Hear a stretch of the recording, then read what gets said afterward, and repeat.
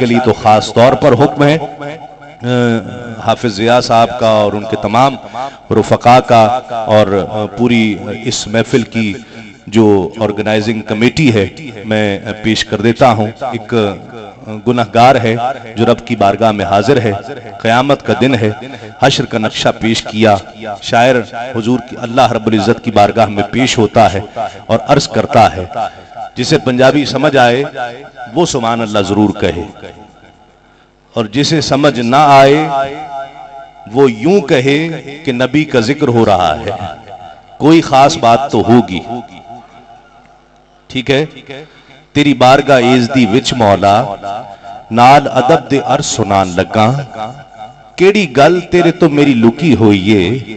بار بار کی میں نو آزمان لگا ہے, اور میرے عیباں نو تو تے جان دائیں,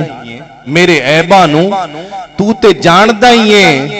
کیڑے عیب میں تیتھوں چھپان لگا, صرف اس لئی گناہگاراں میں کٹھے کر مخلوق نو دسنائی, صرف اس لئی گناہگاراں میں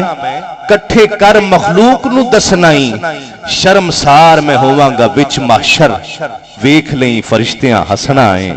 گناہگار بے ساختہ پکار اٹھتا ہے, آپ کی سبحان اللہ بھی بے ساختہ آنی چاہیے کہ پراں جان دے کی حساب کرنائی, پراں جان دے کی حساب کرنائی, می رحمت دا پھیر جو وسنائی, اور کری حشر دے وچنا نشر مولا, کری حشر دے وچنا نشر مولا, کیڑا اصغر نے تیرے تو نسنائی, کری حشر دے وچنا نشر مولا,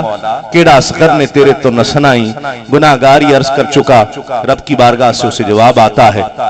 کہ رب کبے گا شاعرہ چلیا ہوئے, کٹھا کیتا نہیں تانوں میزان لئی, نہ رکوع لئی نہ سجود لئی نہ زکاة صلاة اذان لئی, ارے استقبال کرن میں تے صدے آئے تانوں اپنے عربی مہمان لئی, استقبال کرن میں تے صدے آئے تانوں اپنے عربی مہمان لئی. وقت کی کمی کی